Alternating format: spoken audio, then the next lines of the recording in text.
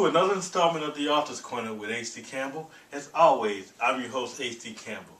I'm here with a very rare treat. I'm spending the night at a Hyatt Regency Hotel with a beautiful view of the city. I've got two amazing authors, and I'm also going to take you on a small tour of downtown tonight and in the morning. But when we come back, we'll have our first author.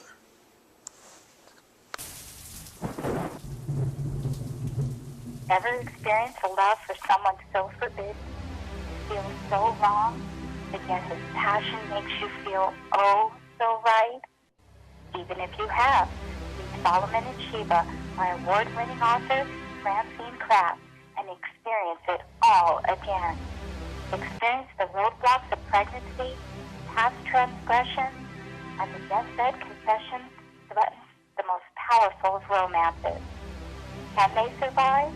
By Solomon and Sheba from your favorite bookstore, Amazon, and BarnesandNoble.com.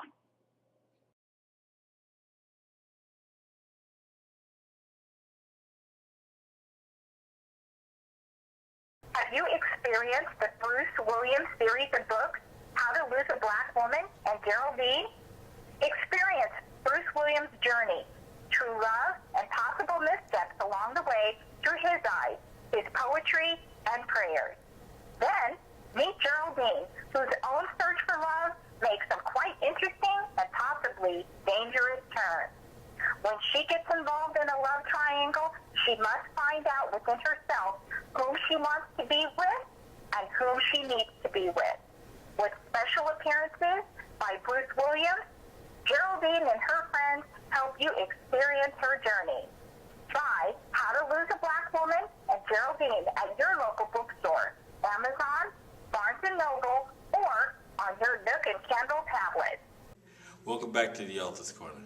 Before we go into our first author, I want to just walk to the elevator. I just want to show you how amazing this hotel is downtown. I mean, they are just so friendly here. I mean, I love it. And we're on our way to TGI Fridays, which is going to be so great. I'm also going to do a little blurb from there. All right, take you down to these amazing elevators. Going down to TGI Fridays. So here we go. Love these elevators.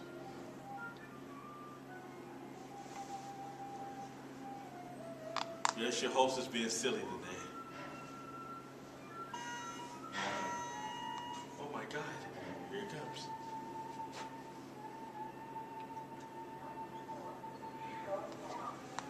Going down, here we go.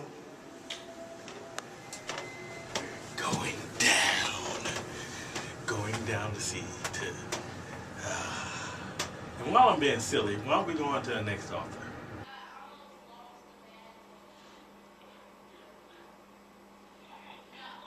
When I was 8 when I officially started writing, and my first writing experience was in elementary school. It was Black History Month, and we all had to write a Black History essay. And my mom told me to think outside the box. She said everybody always do Martin Luther King and Mary Bethune. And she said, although they were great, there was other people. So I chose Bessie Smith. And I won my first award, and I beat everybody out for the second grade. So that was my first writing experience. I love it, I love it, I love it. Since your first essay, since your first essay, when did your love of writing start?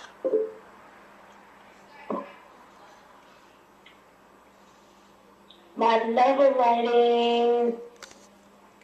true love of writing started when I was in high school. And it developed from there because I was always in creative writing. And that's when my love for writing really truly developed and begun. Okay. So who were some of the authors you admired as a youngster writing? Langston Hughes. I love the Harlem Renaissance period. James Baldwin. I love Mary Monroe. So they are my absolute favorites. Wonderful, wonderful, wonderful. So now tell me about your experience that led to your first book being published.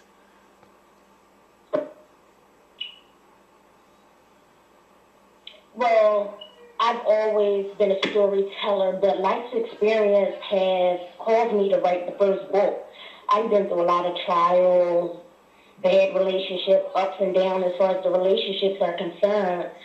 So I was like, what if I put this into a book? I always done short stories, but I was like, let me try to put this in a book. And that happened in 2005 when I started penning A Bitter Taste of Sweet Nectar. And it just developed from there. Cool. Now give me all your titles from the latest on down. My recent title is called Confessions of a Black Summer. Then I have It Sparkles Like Diamonds. And then I have A Bitter Taste of Sweet Nectar, all urban fiction novels. Okay. And how long have these been in the works since you've been, well, before they got published?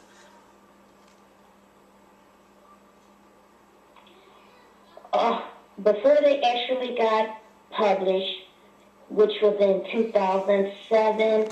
So I would say it was in production for approximately 4 years before I actually came out with my first title. Okay.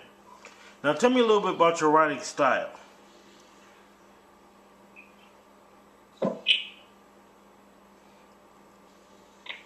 How I describe my writing style is drama. I love drama. I love writing about it. I don't like experiencing it, but I write about what I know about and what I live. I can't write about something I don't know anything about. I would like to say I have a little mystery in it, suspense. But everything I write has truth to it, although I write fiction novels. Okay. Tell me, who is Constance D. Ringgold? Constance is smart, serious, fun, mysterious at times, interesting, family-oriented, loyal, faithful, consistent, and she's also a writer. Now, how does everything you said... And that's me. Wonderful, wonderful.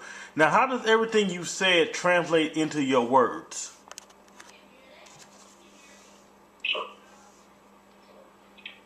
Everything that makes me who I am is in every page and every word of my book. You're going to get the truth, whether you want to read it or not. And that's how I live my life, truthful. Okay. Now, my next question is, how have your fans perceived you?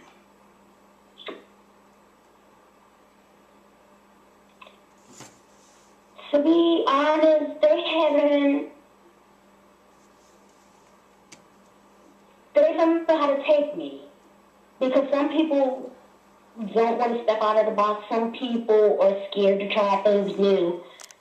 So being as though that I'm a fairly new author, they really don't know how to take me until they read what I have to say. And I haven't had a negative comment about who I am or what I write about. So to know me is to love me, and to know me is to know my writing. Well, people are going to love you. Don't even worry about that. That's going to be pretty cool. So my next question is, when you're not writing, what do you like to do?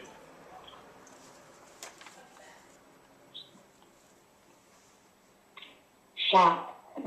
I love to shop, shopaholic, and I love to travel, and I also love time with my family.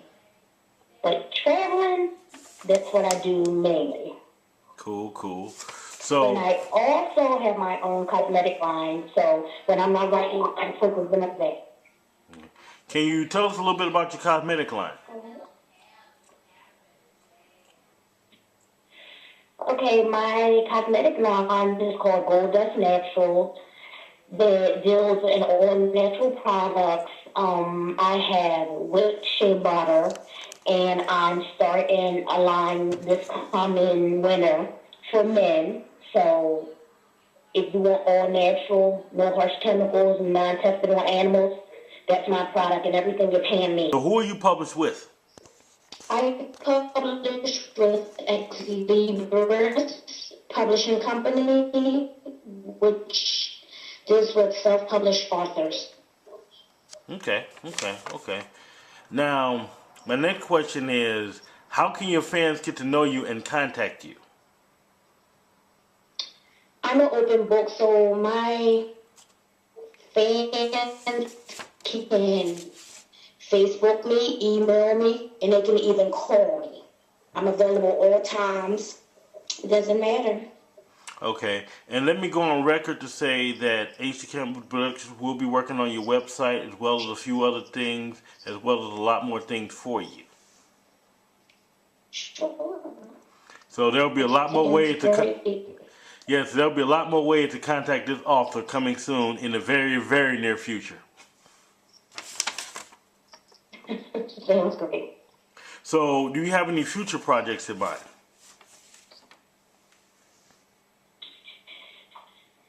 Yes, I have the sequel to Sparkles Like Diamonds coming. It's called The Jewel Sparkle 2.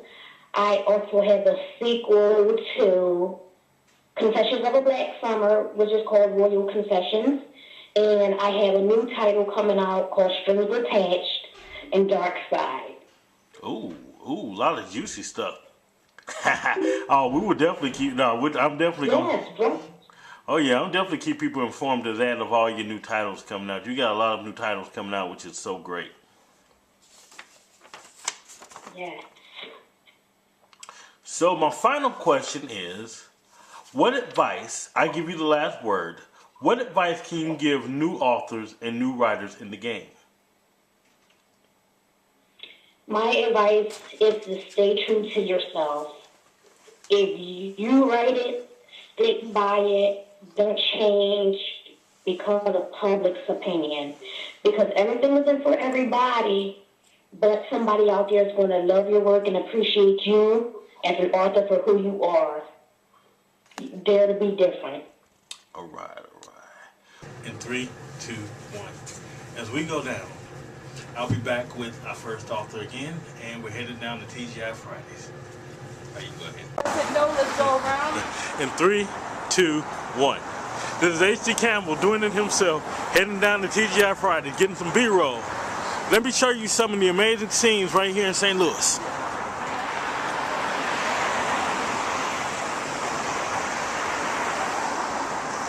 What an amazing night it is.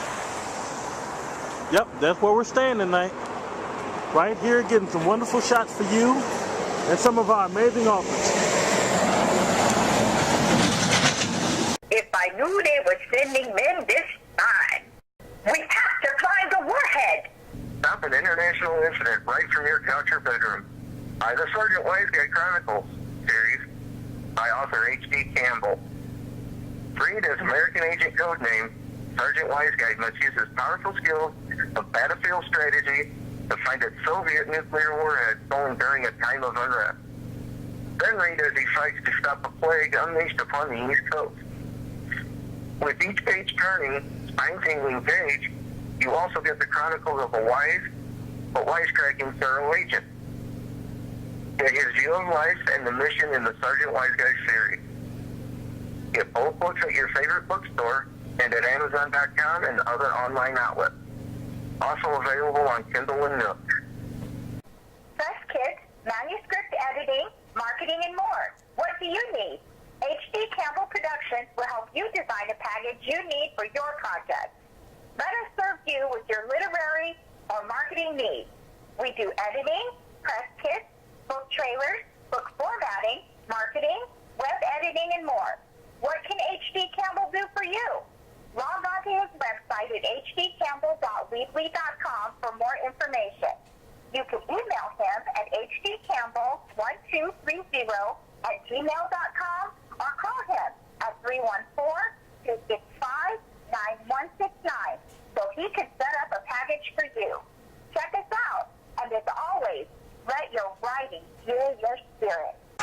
in 3, 2, 1.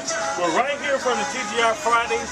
I'm very hungry right now, extremely hungry. So, I'm about to go get something to eat, and I'm about to shoot you my next author. Kept me a little bit busy. Let me focus in on that. Bring that back if you don't mind. Let me focus in on the book.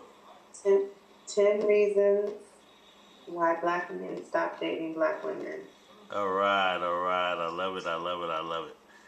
So, is this your new title? This isn't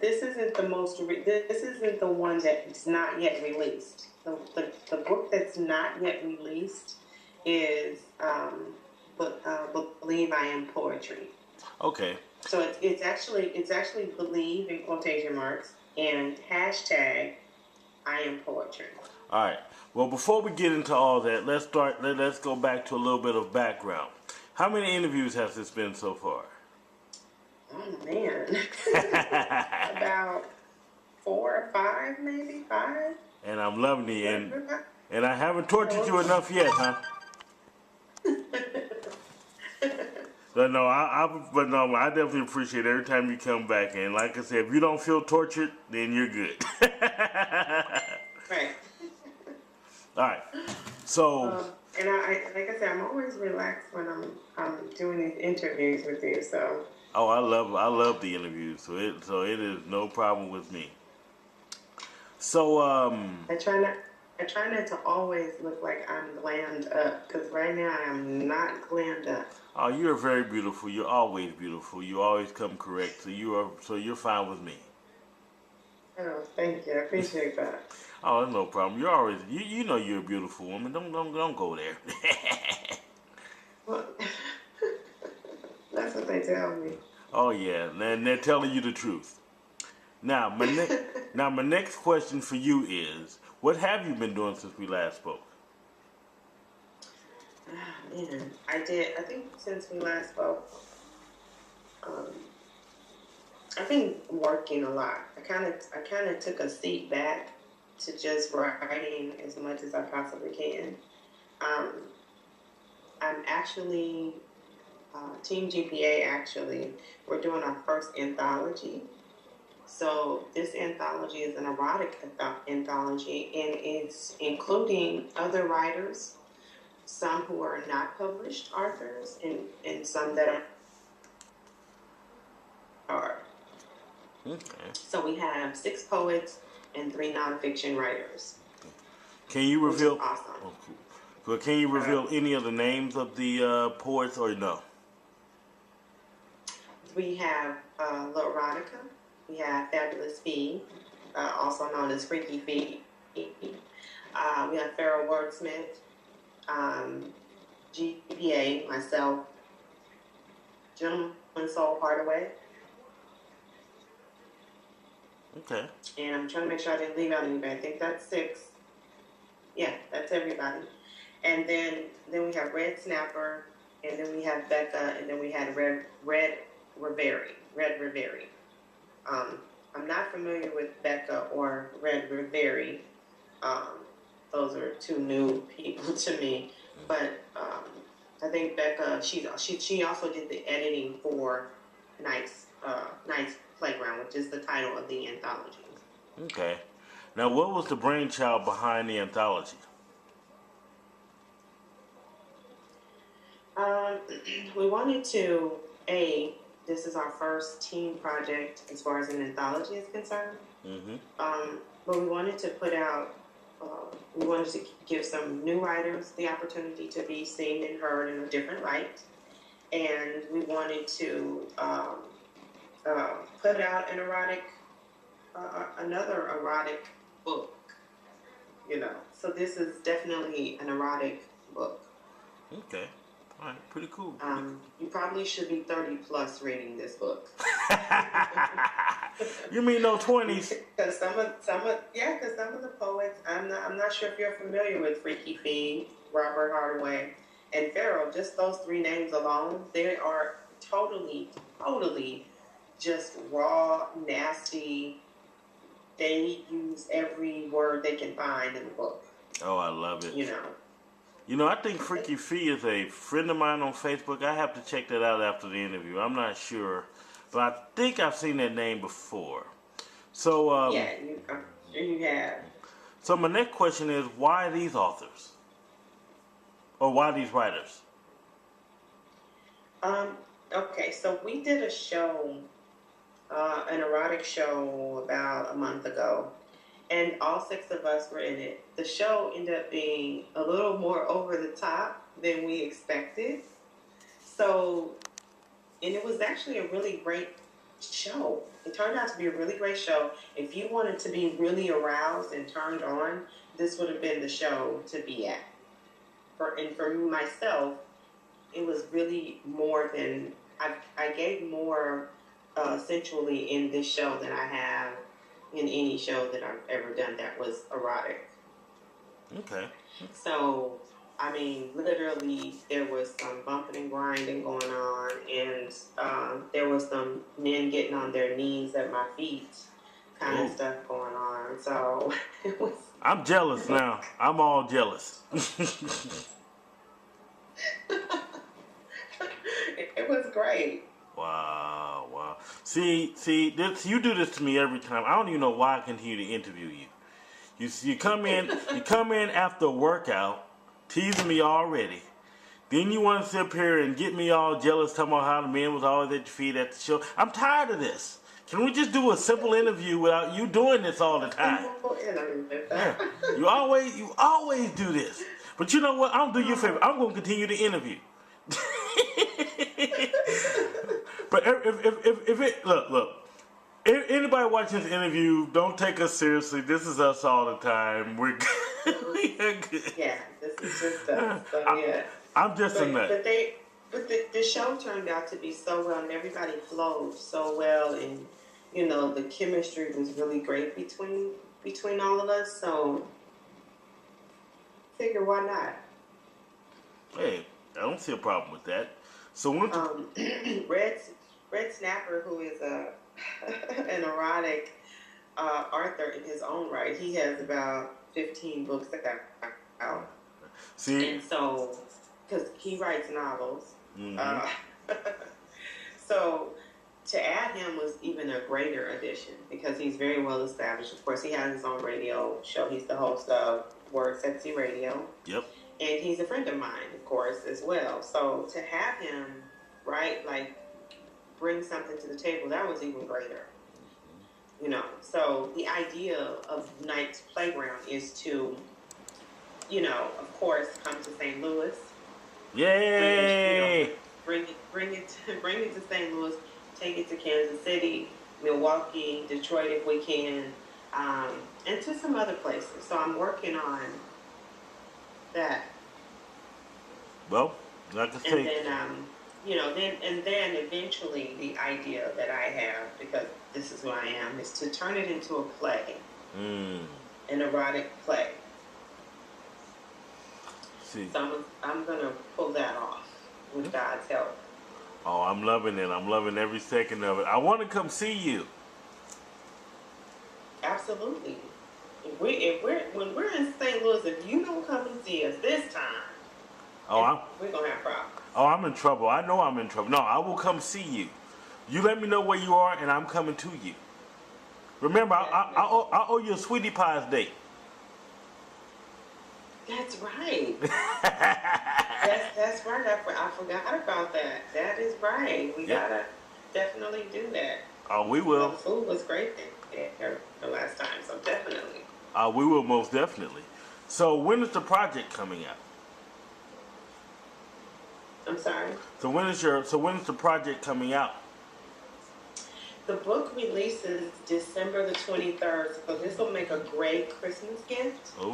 It'll make a great let me warm you up gift, you know? So I think that it's one of those things that if you don't want to have to spend a lot of money on something and you just want to get somebody a gift, they will love you for life. See, I love it. I love it. No complaints. See, I love it. Now, fast forward up to you. Now that the anthology is coming out and everything, what is Kottyn doing? have a few things. I have quite a few things going on by the grace of God. So I have a feature tomorrow at Janet Kuiper's event, and it's Cafe Cabaret. Cafe Gallery. And then on Thursday, I have another interview. Friday, I am featuring at Strictly for the Listeners with Black Ice. Then Saturday, I have another interview. And then Sunday, I'm featuring at a fundraiser. Okay, you know what? And, Go ahead.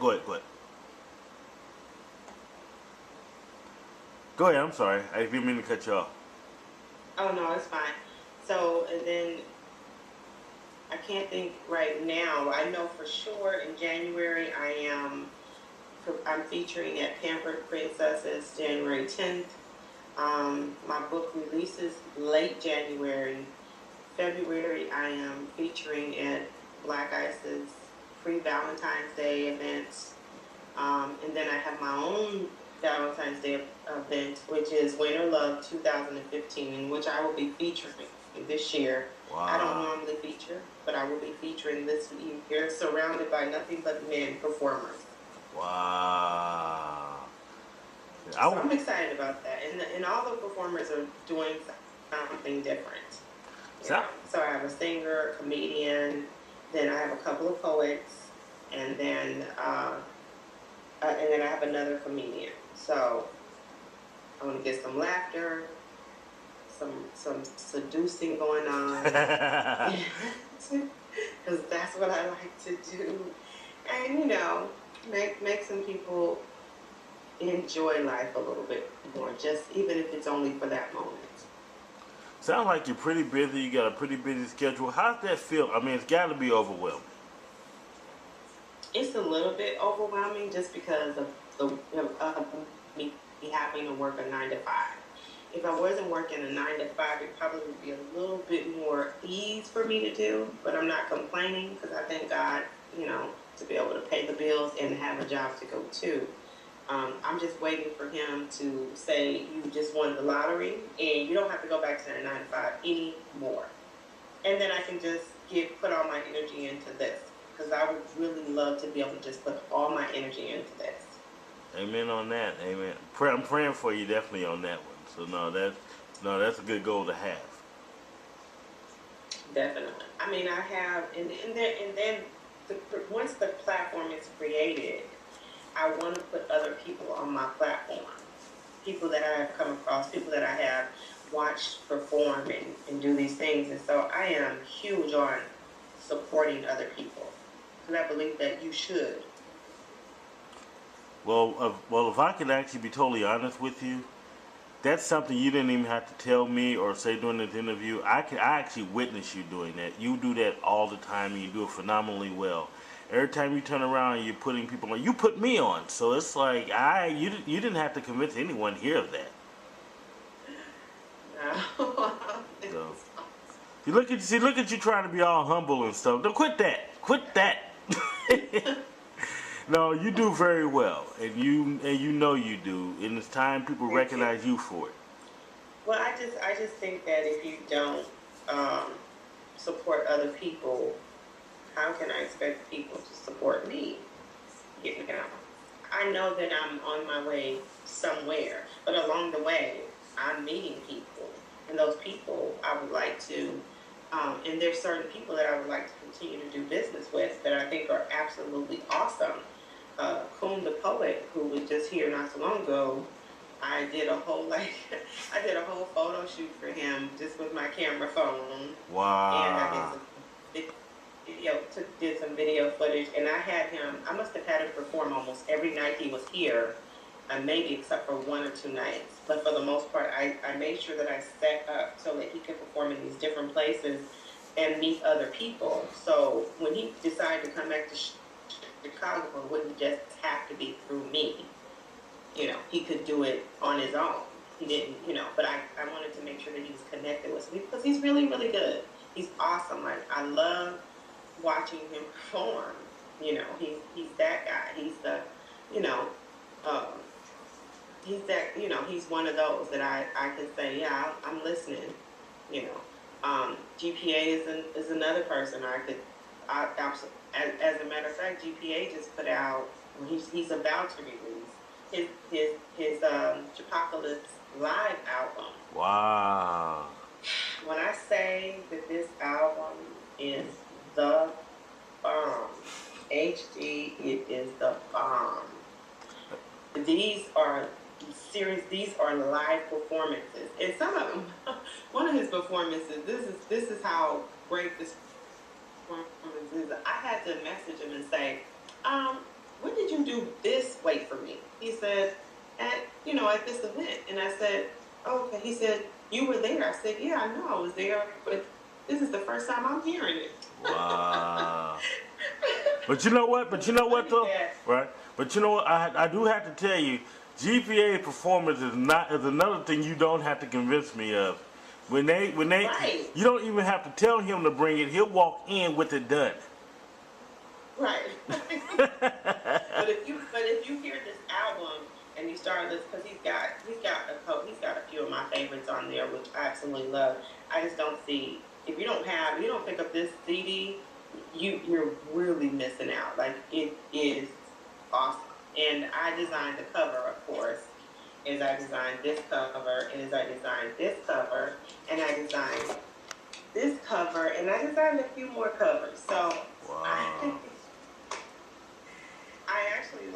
I designed the cover for the first Chipocalypse, the first CD, and a couple of his book covers as well, and a few more other people's, a few other authors and poets that I designed their covers as well. So I have all these little talents that I do, but I'm perfecting everything. Like, I'm working on being better and better and better and better. When do you develop a talent for sleeping? You making me tired. Well, because a lot of times, like, if you tell me you want something, and especially if I know that I can do it with what I have to work with, I can get it done in about an hour, and I'm done. As long as unless there's some changes you want made, I'm done within an hour. Because I can almost see your vision, because because I want what's best for you. So I'm thinking along those same lines. Like, oh, okay, I see what you mean. Like, a lot of times GPA will just say, I want it to look like this. Okay. And for the most part, a lot of the things that I've done, I've probably done with him in an hour. If he doesn't want anything changed, it's done. It's a wrap. I'm like, and I'm the critic. So I'm like, are you sure you don't want me to change anything? Let's just try one other, let's just try one other thing and just make sure, So I'll keep going until I see that it says perfect to me. And that's with almost anything. But again, that's just a testament to who you are. And I love who you are. You're a good person. You're a great businesswoman. You're doing it all. So really, to be honest with you, there's no reason why you should be sitting here humbled. You are a great person, as well as talented. So no, don't thank me. Don't thank me. Thank yourself. You're the one who did it. Let's just give honor to God, because He's. Amen. Exactly. That's the biggest. I can't do it without Him. Exactly. Now, tell me about your latest project. Believe I Am Poetry. Man, oh man. I am very excited about this, because I am actually, this book is to be more inspiring to you, opposed to, there's a lot of love, because I think without love you can't make it anyway. But I do talk about love, but I talk about some pains, and I talk about, how, prayer helped me through poetry. Now, all of it's done through poetry. I talk a little bit about sexual and sensuality, but there's some haiku in there, so I pretty much added a lot of different things so people can see that GPA isn't the only star of this team. I have my own crown in this. So, I'm excited about it because it's one of those things that it's one of the books that, because I haven't written a poetry book since I wrote Seduction's Lips. Right. And Seduction's Lips is an erotic, all erotic. And I was like, oh, okay, great. People love it, men love it, women love it. I need something that's more inspiring because I want people to, because I get inbox all the time with, you inspire me to write. And I'm always blown away with that comment because I don't know. I'm thinking, what did I do? What did I say? Like what did I say today that inspired you? And so I specifically had one gentleman, he said, and he's married. He said, I'm married. He said, so I'm not coming on to you. He said, but every time I come to your page, there's always something that makes me want to keep writing. And I'm just like, really? Oh, okay. Joe the Mind Dancer. I don't know if you're familiar with who he is. Not sure. He's on my Facebook page. I've never met this gentleman, but he's been a faithful supporter probably since I started writing and posting on Facebook, which has been some years ago. And he came into my inbox and said, I was on a radio show and I heard your name mentioned. And I was like, oh. He was like, yeah. He said, and the two gentlemen were raving about how great of a person you are and how great of a writer you are. And I was like, really? He was like, yeah. He said, and I had to say something because I wanted them to know that I know you too. I was like, wow, okay. And he said, but you have inspired me to write. He said, you inspire me to write. I said, really? Oh, he said, you're the reason I keep writing. I'm like, really? Oh, okay. Wow. Like, I don't know what to say to that sometimes. That's such a huge compliment and a huge, but I don't like, it's not a weight that's on my shoulder. Like some people carry, like, oh, people are watching. I got to do this. I got to do that. I just keep being me because I don't know any other way to be, because me comes from here first.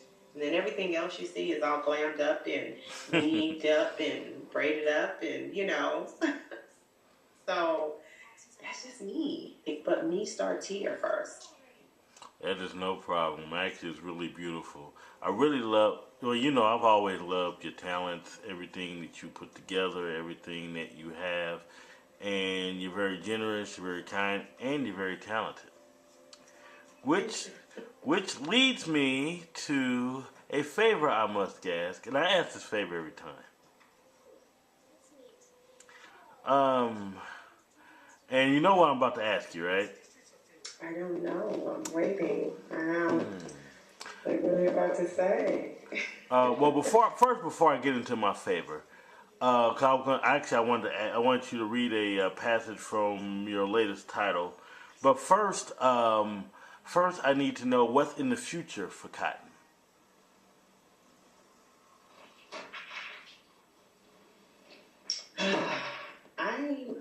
I'm looking to, for my future, I'm looking to be on the biggest stage that I can be on in front of as many people as God will allow me to be on, doing poetry. Okay. Because I think that people don't give poetry enough credit. That's pretty much where it starts. That's the basis of songwriting. That's the basis of rapping. That's the basis it's almost the basis of love. Right. Everything creative. Everything. Yes. So it's like,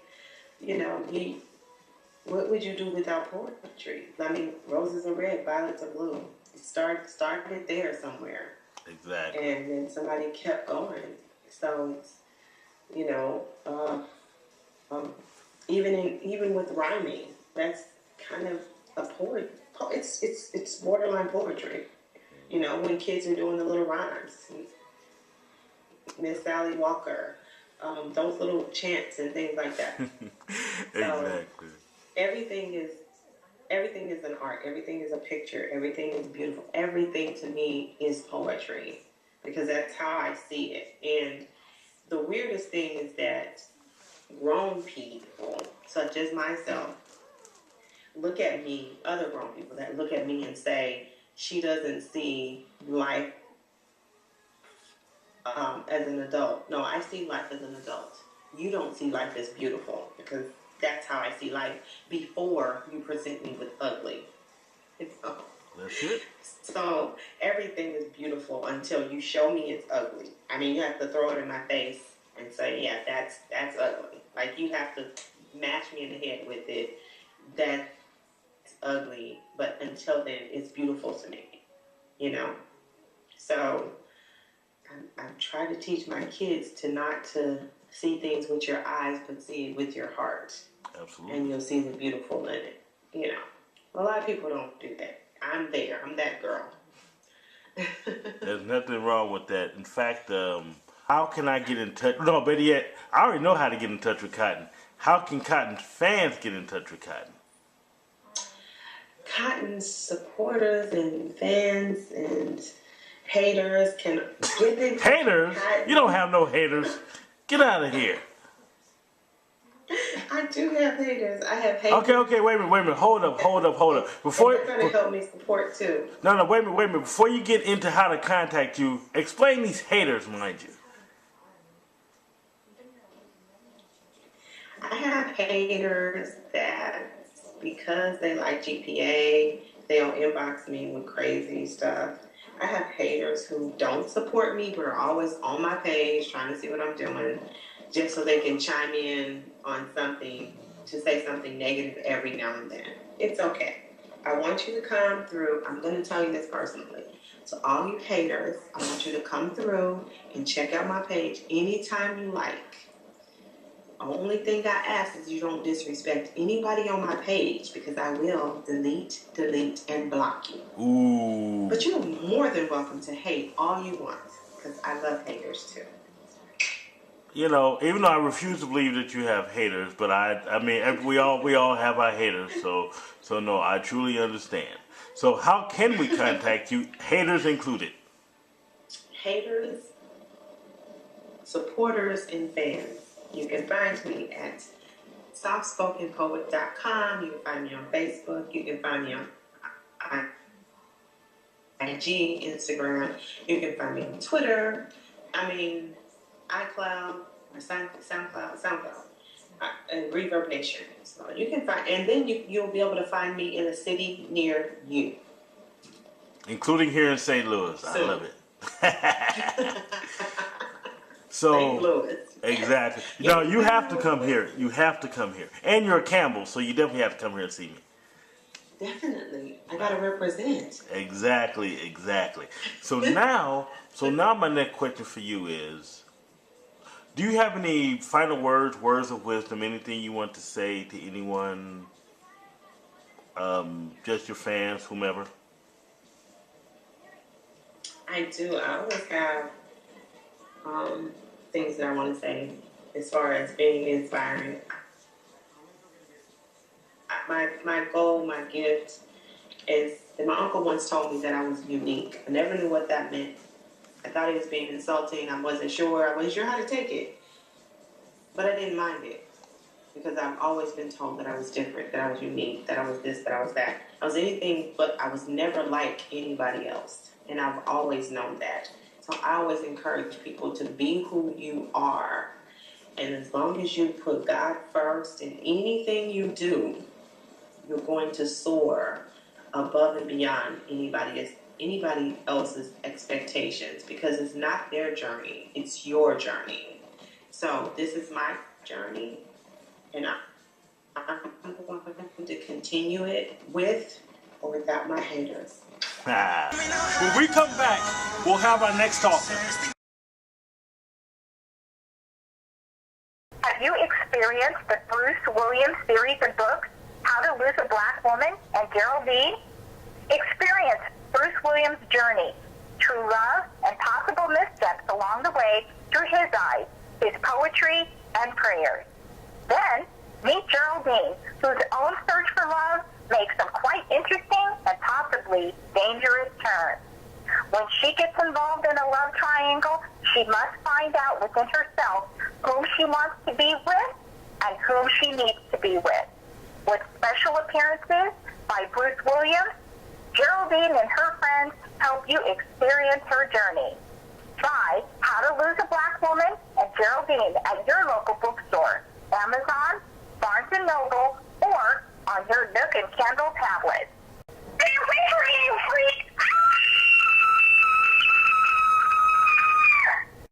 Are we getting any closer, Mark? Before his book, Murder by Execution, is released, get to know investigative reporter Mark Alexander in his first 2 books by author H.D. Campbell.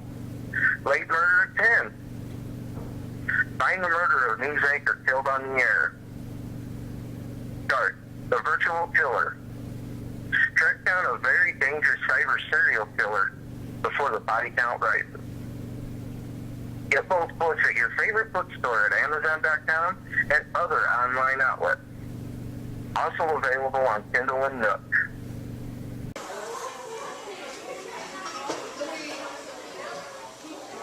As you see, this is H.D. Campbell's meal. This is H.D. Campbell's drink. Yes, I am trying this for the first time. But this is not all fun and games. I just wanted to show you the beauty of downtown during the Author's Corner. Just wanted to show you the beauty of everything there is. TGI Fridays on Chestnut Street downtown. Try it. You'll like it. And had a wonderful night and had a peaceful sleep. Still here at the Hyatt Regency Hotel, relaxing, chilling, getting the old cobwebs together. This is what an author dreams about. So speaking of being an author, you still have a teaching segment to listen to with Shonell Bacon. Hey there everyone, this is author, editor, and educator Shonell Bacon. Today I want to talk briefly about chapter and scene endings. When I edit clients' manuscripts, one of the comments that I often make is in regards to this issue, because what writers tend to do, and remember this is because typically it's your first draft and first drafts can be ugly, but typically what we see at the end of chapters and scenes are conclusions.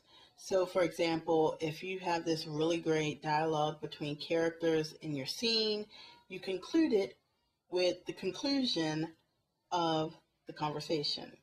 If you have really great action going on in a scene or chapter, you end that scene or chapter with the conclusion of the action. The problem with that, because that in and of itself is not the issue, but the issue is that we need something that's going to compel the reader to go to the next page to read the next chapter, or to skim their eyes over the white space to go to the next scene. So when you're revising these scenes and these chapters, what you want to do is ask yourself, what does this conversation have to do with conflicts in the story, with your main character and his or her conflict? What does the action that actually is going on here, what does this action have to do with the story as a whole, with the conflict, with how the story is developing for the main character? When you tie your actions and your conversations, when you tie your scenes and your chapters to the purpose of your story, to your main character's journey through this story, that compels and propels the reader forward because they want to know what's going to happen next. I hope this tip helped. You can check out more about me at my website, ShonellBacon.com. You can also learn about my editorial services at CLG Entertainment. That's CLG-entertainment.com. Thank you, HD, for having me, as always. And I'll be back soon with another tip to help you guys out. Thanks for having me. We had a great time at Fridays. About to go back to the room with another doggy bag. So when we come back, we'll have our scandal update as well as our news segments from Tasha Bynum. Stay tuned, and here's some shots for later. Go ahead and before you say it.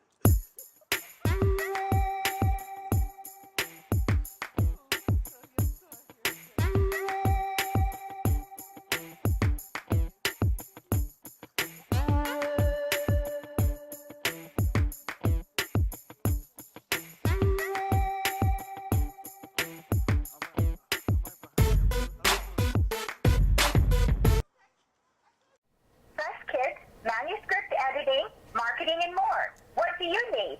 H.D. Campbell Productions will help you design a package you need for your project. Let us serve you with your literary or marketing needs.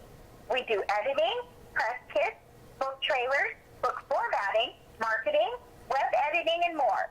What can H.D. Campbell do for you? Log on to his website at hdcampbell.weebly.com for more information. You can email him at hdcampbell1230@gmail.com or call him at 314-265-9169 so he can set up a package for you. Check us out, and as always, let your writing fuel your spirit. From the romantic mind of Shonell Irving comes her debut masterpiece, Let Me Love You Down. Follow the story of Jessica Watkins, a 22-year-old first-time high school teacher. She meets 17-year-old Kyle Rogers, a smooth-talking but soft-spoken senior. A near tragedy brings Kyle and Jessica together as the best of friends and confidants. Eventually, the two fall in love, but with Jessica being Kyle's teacher brings major complications. Read Jessica Watkins' story in Let Me Love You Down, exclusively at Amazon and coming soon to Nook and your favorite bookstore. Just look out at the amazing city scenes that we have here. This is sunrise in St. Louis as the sun comes up over a quiet, calm city. I've written so many books on the subject, and I have about 100 more. This is what an author dreams of when he wakes up, over the sun coming over his city. Now, while we enjoy this majestic beauty, here's Tasha Bynum with the news and gossip segment. Hey everybody, what's up? I am back with another review. I have missed you guys. How you guys been? Alright, good. Let's get started. Okay, so today I was thinking of topics that I wanted to talk to you guys about. There's a lot of stuff going on with the Bill Cosby scandal, so I wanted to start with that. But basically what I want to say about it is I'm not here to argue what's true and what's not. Janice Dickinson is definitely saying that it's very true for her that Bill Cosby allegedly raped her like 20 years ago or something like that when she was like, the it model. She talks about being drugged. She talks about waking up and her pajamas are missing and she went to bed with them or whatever. I don't know. But the point is that, she really expressed this, big thing. It's really deep. You guys got to get into it. But the point that I'm trying to make to you guys is that I'm wondering, though, how many ever years later, with all these women coming up, like, what does that mean? Are they trying to put them in jail? Are they trying to do whatever? Because it's wrong. It should have been, if it was done, it should have been handled years and years ago. I'm very much not really anti-Bill Cosby, but I'm not pro-Bill Cosby, you know what I mean? I just feel like I love Cliff Huxtable. You know what I'm saying? Like, I'm a Cosby kid watcher, basically. I love the show. I love what it did for TV. I feel like because we don't have any shows like that, it's a reason that a lot of the fabric that's missing from, TV is missing because we don't have good shows like that, But at the same time, I feel like wrong is wrong. And if he did that, then he deserves to, no matter how old he is, to go to jail. So that's what I'll say. You guys think, let me know what you think about it. Let me know what's up. Oh, let me turn my phone down. And yeah, let's go from there. All right. Turn my phone all the way down. All right. And I had, it's some people that I've been really feeling some type of way about for a very long time. And I've always expressed it on every single social site I've done. I've always talked about my disliking for Will and Jada Pinkett when it comes to their parenting. And everybody was like, no, they're free spirits, they let the kids be free. Well, this is what freedom has done. I have in my little hand 7 most outrageous Willow and Jada Smith quotes. So let's go. Our first quote. Willow and Jaden on time. I mean, time for me, I can make it go slow or fast, however I please. And that's how I know it doesn't exist. Okay? Time don't exist. It's proven that how time moves for you, and I'm sorry that I have this screen, so, okay. It's proven that how time moves for you depends on where you are in the universe. It's relative to beings and other places. But on the level of being here on Earth, if you are aware in a moment, 1 second can last a year. And if you're unaware, your whole childhood, your whole life can pass you by in 6 seconds. Jaden Smith said that. And then Willow said there is no time. These no, free spirits. Y'all said. This is, let's see, where are we at? Jaden on apples and duality. Because your mind has a duality to it, so when one thought goes into your mind, it's not just one thought. It has to bounce off both hemispheres of the brain. When you're thinking about something happy, you're thinking about something sad. When you think about an apple, you also think about the opposite of an apple. It's a tool for understanding mathematics and things with two separate realities, Jaden said. These your kids. America, it's your kids, okay? Willow on her classic hit, With My Hair. With My Hair was a great thing. When I look back, I think, wow, I did so much for young black girls and girls around the world, telling them that they can be themselves and to not be afraid of themselves. And I'm doing that now, but in a whole different way, coming from source energy and universal truths, she said about her and her brother's new music. Okay, that wasn't so bad. I mean, she did do good for all kids. My kids love that song, so hey, that wasn't so bad. All right. Willow on writing her own novels. There are no novels that I like to read, so I write my own novels. And then I read them again. And it's the best thing, Willow said. Willow's been writing her own novels since she was 6, Jaden said. Okay.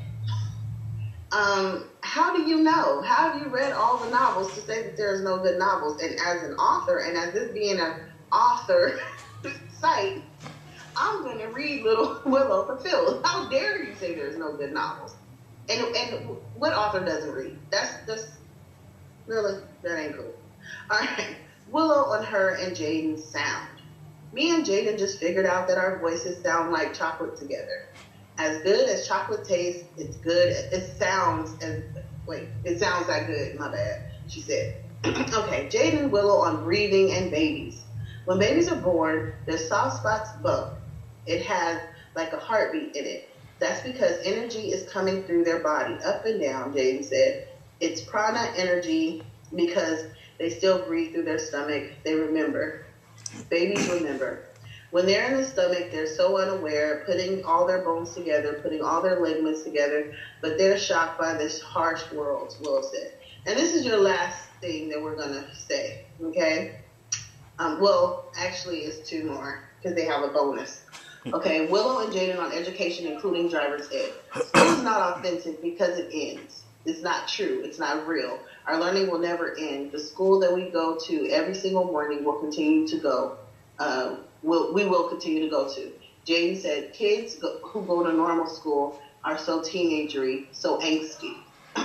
They will never want to do anything. They're so tired, Willow added. You never learn anything in school. Think about how many car accidents happen every day. Driver's ed, what's up? I still haven't been to driver's ed because if everybody I know has been in an accident, I can't see how driver's ed is really helping them out, Jaden continued. These kids are the most misguided, weird kids I've ever seen. Okay, next thing, bonus. Jaden on his future.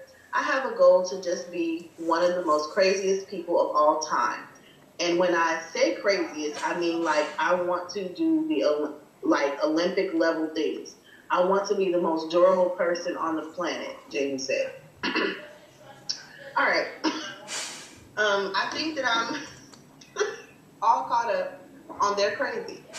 I've been saying this. Kids need, it is a proven fact, kids need boundaries and kids need discipline and kids need limits. Kids want you to be parents, okay? So all this, we're people on the earth and we let kids grow and they just grow like weeds and we just water them a little bit. I don't like that, and this is what you get. So, and also don't forget, like I said, Jaden is planning to, when he gets 18 years old, get rid of his penis.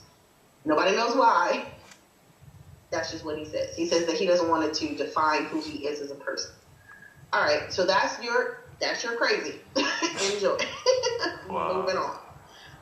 What else did I want to talk about? Okay, so we talked about Bill Cosby. Should we get into the reviews now? I think you guys are pretty much caught up. Oh no, before I do that, let's talk about the Aaliyah fiasco. I'm calling it Aaliyah meets Titanic because that's how bad it was. I haven't been given awards on this show because I was like, you know what? I really didn't feel like anybody deserved to have,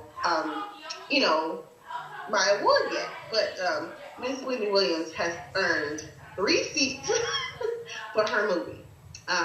As executive producer, we've been watching. And really, to be honest with you, I was really not feeling the Aaliyah story being told at all. And I'll tell you why. I watched 2 Behind the Musics on Aaliyah's death. A true Hollywood story on Aaliyah's death.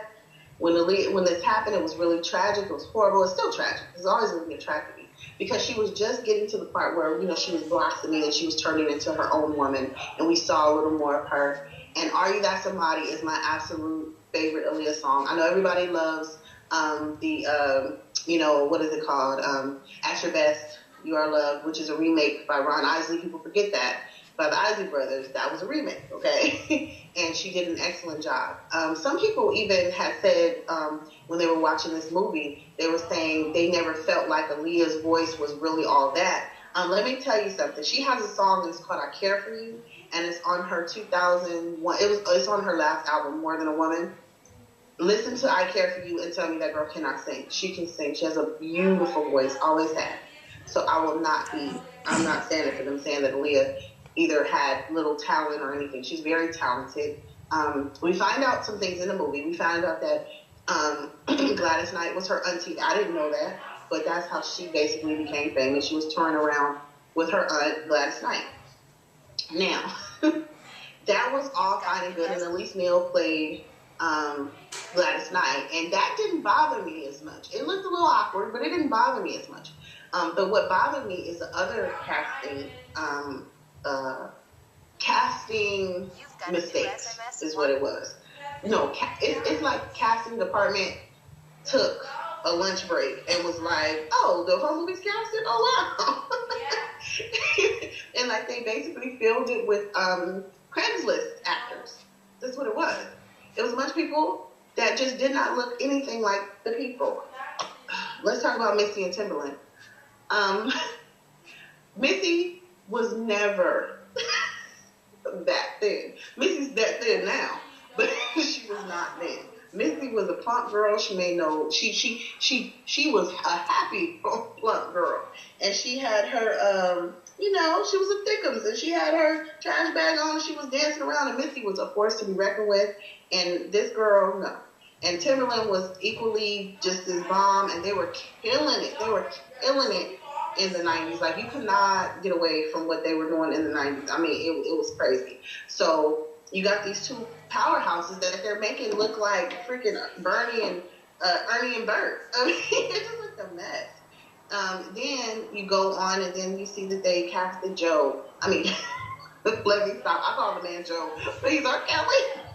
But he looked like Joe, okay? Or he looked like Neo. It was a mess.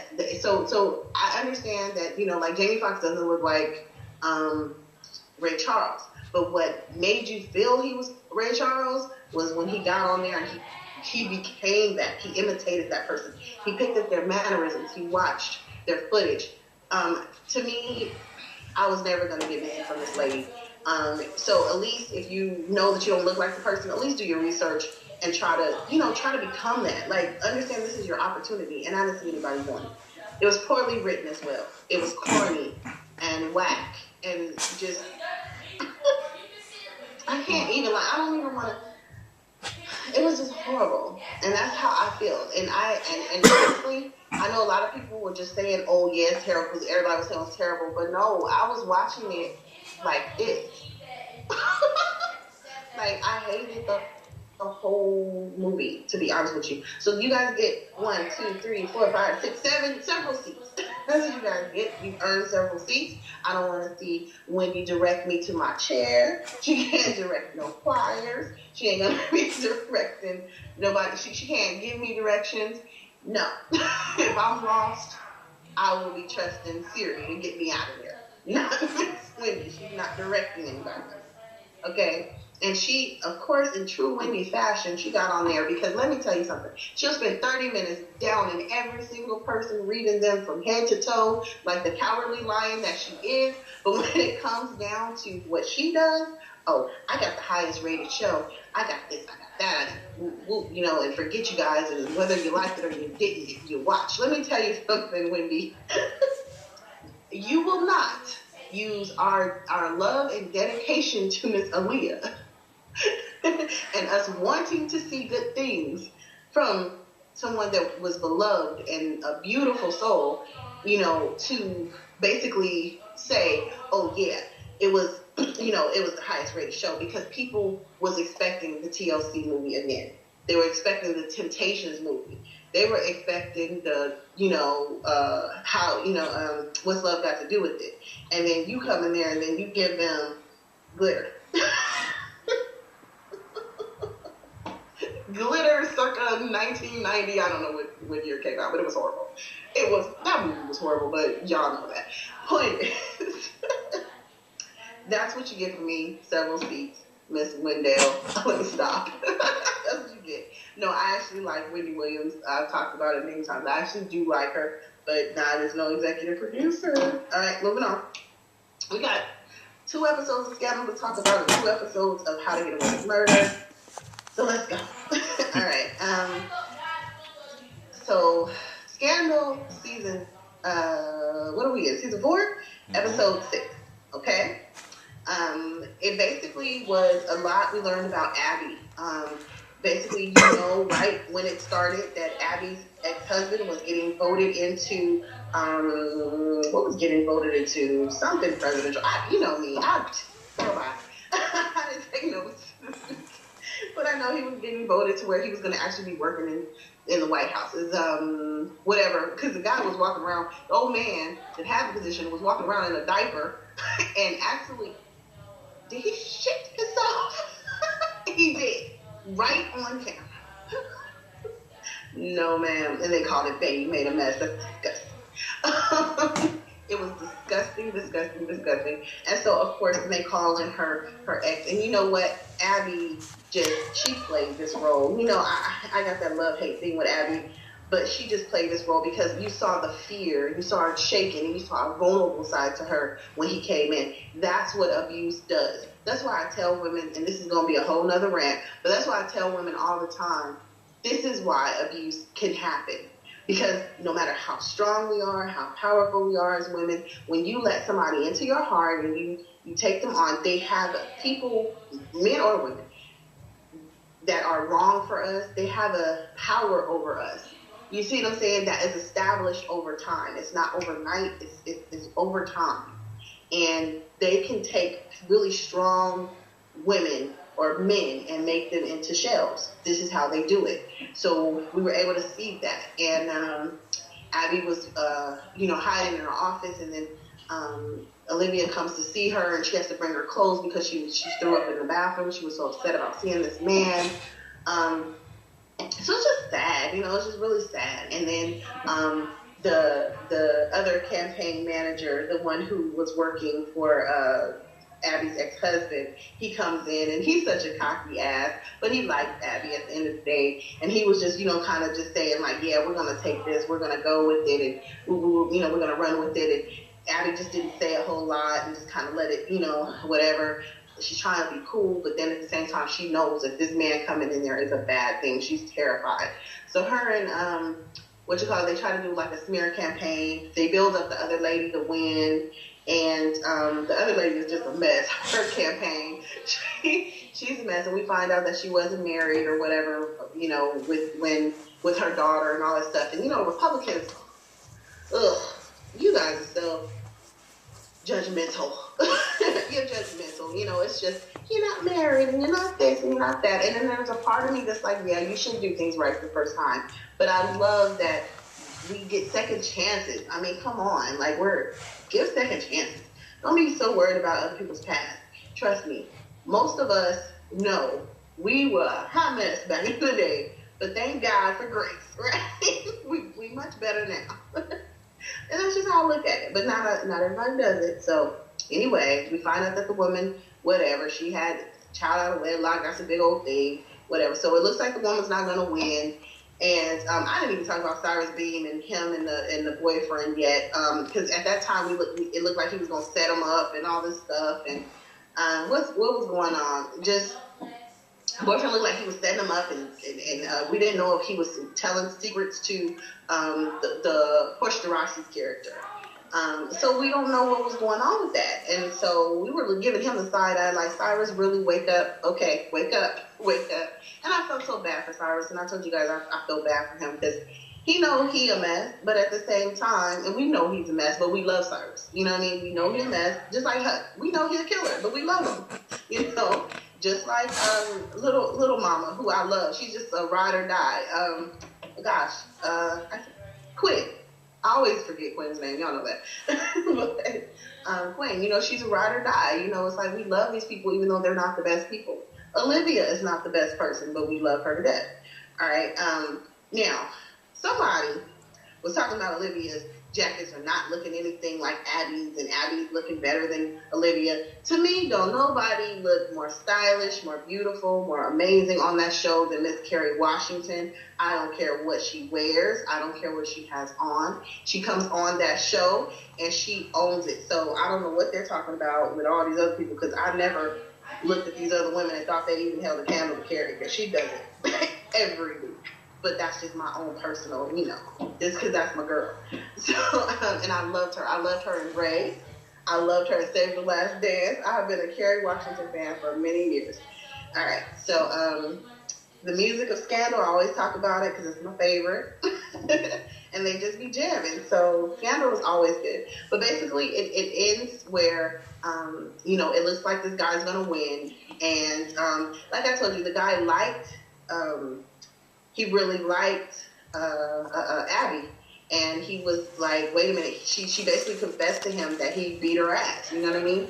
I should say but he was beating her ass, and he meets her in this dark, like in, what is that, a parking garage, and he was trying to, like, he was definitely trying to intimidate her. He basically was like, I'm here, you know, and there's nothing you can do about it, and he thought he was, you know, about to just go in and just, you know, talk to the same old pitiful little Abby that he left. And Abby grabbed that gun, and I was like, I'm not an NRA member, but I was like, yes! Get your gun, girl. Pull it on him. He ran. Abby would have blew him away. I love it. You know what I'm saying? I love that. I love when the underdog wins. That's me. I'm always rooting for the underdog. So, yeah, he got his ass out of there and left her alone. All right, moving on to the next one. Let's see. So after that, then we find out that, you know, after he confessed that, it looks like the guy was going to win, but his own campaign manager accused him of setting up the, I don't know if this man was centered. I don't know what this man did, but basically he accused him of setting up the guy in the diaper just so he could get the position, and he even planted evidence, and it was awesome. So, yay, kudos. And he ends up getting his butt out of there, and Abby is okay. And then she ends up sleeping with this campaign manager, and I was really rooting for her and the district attorney. Well, he was district attorney. Now he's the attorney general for the president. I was rooting for them to get back together. But during this time, I believe Jake is going to him and trying to, because I don't think Jake was in jail at this time. I think Jake was trying to get him to look at evidence and stuff from Daddy Pope and all the stuff and B16. I call it 13, 14, 16. I don't know. Y'all get what I'm saying. He was trying to plant evidence on him or whatever, and what's his name was not interested. Because basically he's like, look, I'm in the White House. I'm not going to go acting like I'm batshit crazy again. I barely hold on to this job. Everybody has that. You know what I'm saying? When you first get a job and you just, you know, it's a good old government job. And you got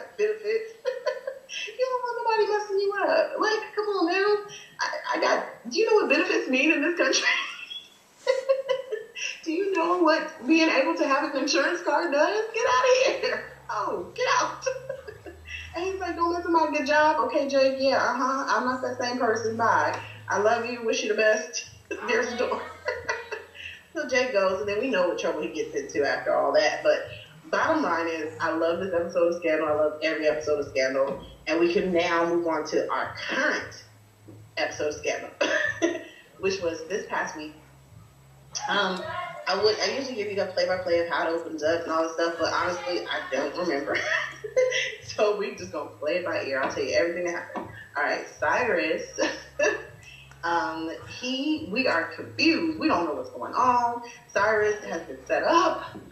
We find out it's confirmed to him that basically he plants a little like seed in the guy's ear to see if he's gonna tell, this information. And it's basically this really bad situation that's going on in another country that Tasha doesn't remember. So don't ask me.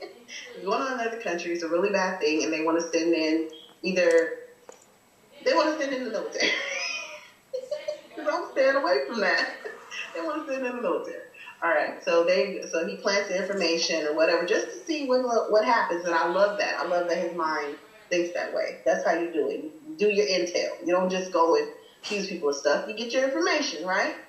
That's right. That's what real spies do. Of course, I forgot to mention before, Huck is still playing a video game with his son on the last episode and all this stuff and everything. And then the son finds Huck because his son is exactly like him. That's awesome. I was like, yes, Junior Huck, get it. So in this episode, Huck is pulling back because I forgot who it was, but I do remember somebody talking to him and saying that it wasn't the best idea for him to be seeing the son because basically it's like without his mom's permission, it was Olivia. Without his mom's permission, it's not good for him to see, someone because us as parents, we want to know everything going on with our kids. We don't want like people, dealing with them, especially when it comes, because we know Huck is a good guy, but remember, he's the guy who just been missing. He's baby daddy that took off. So she don't know what he vowed what's going on with him. And he's a scary, creepy guy. I mean, let's be honest. Who wants to see Huck in a dark alley? So she's like, stay away from my son. But Huck was seeing him, behind her back. And then he decided, okay, yeah, I probably should go back. But then the son found him and was like, okay, I know who you are. I know you're my dad. Why'd you leave? Boom. Okay, so then he gets to explaining all this stuff to his son and everything. And so that's that. I'm going to leave that there. Then you have Abby who walks in on this guy. That's how it opened up originally. It opened up where Abby walked in on this guy, and this guy was about to shoot himself he actually did shoot himself in the head.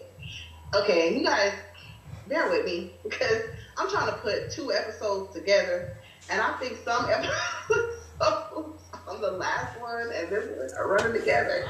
Forgive me, but I'm just catching up as it comes. All right. So the guy kills himself, and somebody's been watching Olivia. We don't know who it is or what's going on, but they're watching her, and they've been watching her for a long time. All right. Then it goes to, did I even get into where they set up the guy? Yeah, I think I talked about them setting up the guy last week, where basically they made it look like they were shanking him and stuff in prison. The guy who said, yes, it was Jake Ballard who did this and all that stuff. They were shanking him in the prison, and basically, it turns out Olivia had the whole thing set up so that she could get him to confess that it was Daddy Pope who set up the president. And then it ends. No, it doesn't end, but basically then it comes to where we're in a meeting with Jake and the president and Olivia. This is all over the place. Bear with me. They're all in a room together, and they decide, let's bring Daddy Pope down. And Daddy Pope already threatened Olivia and told Olivia that if she was trying to take him on, then she's going to have a fight on her hands. And Byron is scary. Daddy Pope is scary, okay? I don't want to be, let me tell you something. This is just between you and me. Olivia is one of those people who is a really, really good person. Because if I think, and now my dad is nowhere near Daddy Pope, but I'm not going to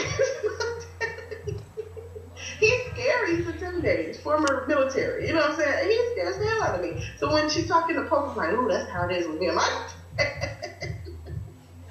going against Daddy. They know. I don't know how, but they do. And they're smarter, and they've been here longer. And, you know, he's watching her every move. So they go and get this whole plan together. The daddy invited Olivia to dinner. Of course, Olivia don't want to have nothing to do with him, so she doesn't want to go to dinner. Then, of course, they devise this plan. Now, well, first of all, Jake wants to kill him. Jake wants to straight up, no court, no due process, take him out. And he no exceptions. Fitz wants to catch him and all this stuff, and you know, and try him and all this stuff. And Olivia wants to try him and all this stuff. Okay, so they work together. They're not listening. They're just arguing. And this is really important. The dad said that basically Olivia is like, you know, just a soldier, or just not a soldier, but just kind of like, I forgot how he described her, but basically like she's just a pawn. She's not really something that they really respect, you know, someone that they respect. They just, you know, kind of use her when they need her and then they throw her away, you know. And he doesn't like that. I mean, no dad likes that, to be honest with you. I think most dads see guys. Unless, you know, you get, you know, a good guy or something like that. But, you know, nobody really is available to her to really marry her. You got Jake, who's running from somebody and killing people all the time. You got Fitz, who's married and off limits to her. Let's just be real. And, I mean, so what dad would be signing you up to be in between these two men? Like, nobody. So, yeah, but Daddy Pope just takes it to a whole different extreme.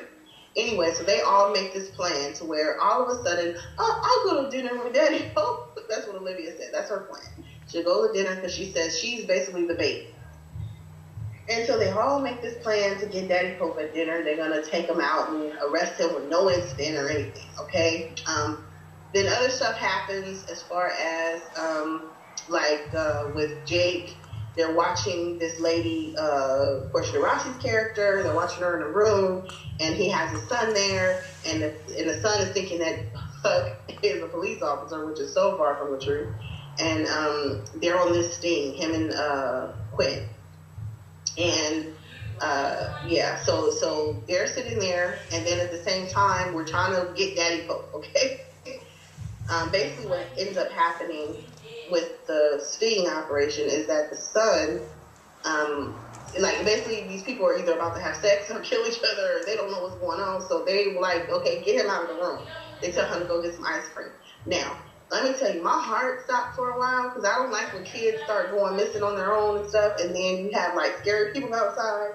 So when the guy busted in the window with Quinn, I was like, oh my God, what if he was a kid? You know, I'm worried about kids the whole time. But it turns out, you know, the kid is fine. Huck is basically getting choked out, and I was like, okay, he better not kill Huck just like this, okay? And then what ends up happening is Huck is a genius, and because the guy broke out the glass in the little truck they were, sitting in, they weren't sitting in the truck. They were sitting in like a camper. The guy broke out the window, and Huck basically does this really creative, awesome thing, and he kills the guy. He basically pulls the glass right through his throat. It was awesome for people who like gore, but for me, I'm just like, ew, I'm eating dinner, because I'm always eating dinner and trying to watch scandal. I was like, this is bloody. Oh my God, okay, this is throwback just a second. But you guys remember when they were like kissing and slobbing on each other? Just me looking at my dinner like, I ain't gonna eat my mashed potatoes after. But anyway, so the blood and the gore and all this stuff happens. Then, kills the guy. Boom, the guy is down. And then all of a sudden, the son, who thinks that his father is a police officer on the scene, is looking at his father with this man and his blood guts spitting there, hanging, and the son just looks devastated, and he drops the ice cream, and it's just as bad. He walks away because that's his fantasy of what his father is, just tore up. So they got some work to do. So now the mom's gonna be pissed because I already don't want my son around me. Now you're my son and witness to damn murder. Good luck with that one. They're gonna have to it's gonna take that. That child probably gonna have nightmares, and mom's gonna like, what the hell happened? That's a whole other story. We'll see you next time. All right, so we getting Daddy Pope. They are at dinner. Him and Olivia. This show is just awesome. Let me just tell you that. So they got all the snipers on the roof. They got everybody. And at first I was like, are they gonna kill him? Because they were like getting in position like they were gonna shoot him. But they were basically just watching him because I guess they were trying to arrest him, whatever.